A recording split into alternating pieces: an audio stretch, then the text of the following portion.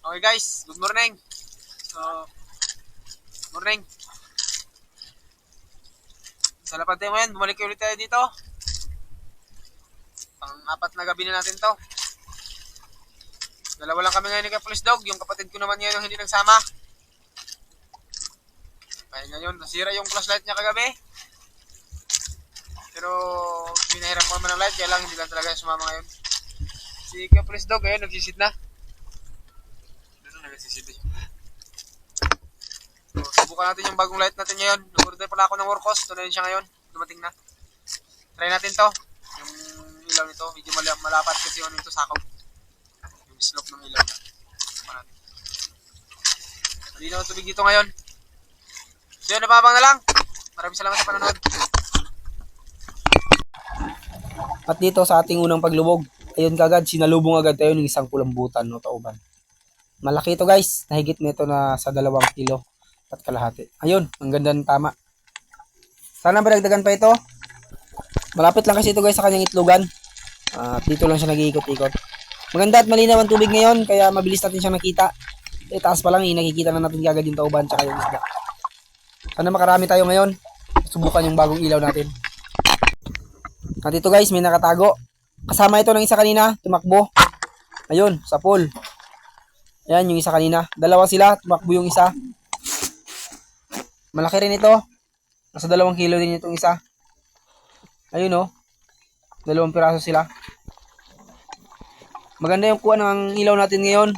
At masyadong maliwanag, tsaka malapad. Mahal nga lang, pero goods.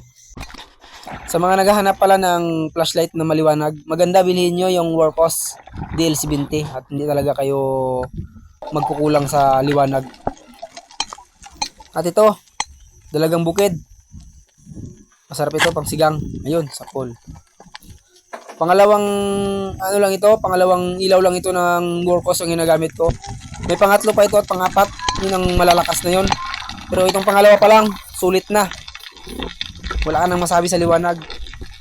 Kaya sa mga gustong maghanap ng maliwanag na pangsisid sa gabi, ito na ang hanapin nyo. Workos DLC20. Hanap pa tayo. At ayun, talakitok. Ito ang masarap ng sinigang. Ayun, sa pool. Sana malagdagan yung tauban natin. At paano tayo? Ipon-ipon tayo. Yan. Malakas masyado yung turbo nito guys. Masyadong silaw na sa camera. Pero maganda siya kung walang camera. Pang mano-mano talaga siya sa mata. Talagang maliwanag, parang umaga. At ito, tauban pa. Ayun. Nagdadahan-dahan na. Panain na natin, panina makatakbo. Ayun, sa pool. Malaki ito guys. Nasa 3 kilohin ito. Maganda at naabutan natin, hindi pa nakakatakbo. Sa ganung posisyon kasi guys, hindi na magtagal at tatakbo na yon. Pangatlo na ito. Sana makarami tayo. Medyo laot na ito na bahura guys, kaya madalang na ito namin mapuntahan. Madalas kasi yan dito, malakas. Pero madalas malinaw yan dito. At tumakat nga ako ng bangka guys. Ayan, nakuha natin 3 tauban. Malaki guys. Nagkaroon kasi ng blurred yung GoPro ko, kaya umakyat muna ako sa bangka dahil baka pinasok ng tubig. Chinik ko muna, panigurado. Mahirap na masira. Nasa higit din ito 7,000. Kaya ayusin muna sa taas. And dahil okay naman, so balik tayo ulit. Visit tayo ulit. Sana madagdagan pa yung tauban natin para malaki-laki ang ating kikitain bukas. At hanap ulit tayo. Nakapana pala ako ng 2 tauban guys. Hindi ko nakuha ng kamera dahil napakabilis na kanilang pagtakbo. At ito, lapu-lapu blo, ang isdang makaprito.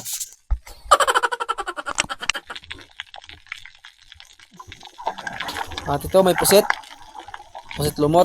2 sila. Ito yung kunin natin, yung nahuli. Bilis kasi na isa tumakbo. Ayun, sa pool. At ito na rin na yung huling pinana ko guys. At ako yung makita ng bangka. Dahil pa umaga na. Naka 5 piraso tayo. Kaya lang yung 2 hindi ko nga nakuha ng kamera dahil ang bilis ng takbo nila. Hanggang dito na lang guys. Maraming salamat sa panonood.